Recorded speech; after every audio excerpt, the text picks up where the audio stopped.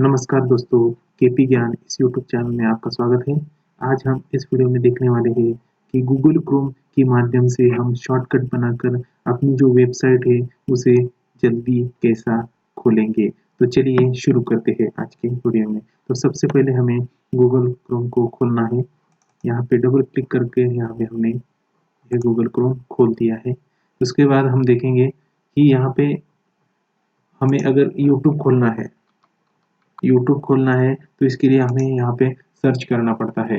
तो ये सर्च ना करना पड़े इसलिए हमने एक ट्रिक यहाँ पे दी है। तो क्या करना है, हमें सबसे पहले देखिए यहाँ पे जो यूट्यूब होता है, यूट्यूब को सर्च करना है। यूट्यूब को सर्च करने के बाद यहाँ पे आपको एक स्टार दिखाई दे रहा होगा, उस पर क्लिक करना है।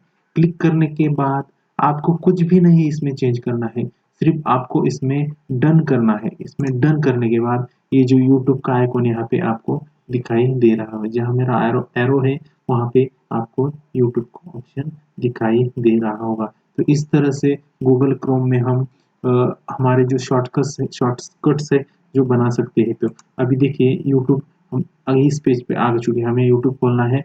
स्लाइडली हम इस पे क्लिक करके इसे ओपन कर सकते हैं। और मैं एक बार फिर से अगर आपको दूसरे अगर कुछ खोलना है तो चलिए दिखाता हूँ मैं।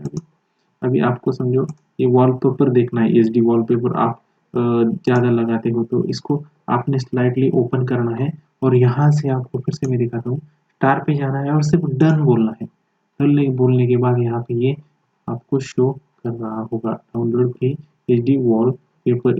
इसको कट करने के बाद यहाँ पे क्लिक करने के बाद स्लाइडली आपको ये डाउनलोड एचडी पेपर आपको शो कर रहा होगा। इस तरह से हम गूगल क्रोम में शॉर्टकट्स बनाकर हम अपनी जो गूगल क्रोम है उसे बेहतर परफॉर्मेंस ले सकते हैं और अपनी जो नेट का जो वापर होता है उसे हम बढ़ा सकते हैं।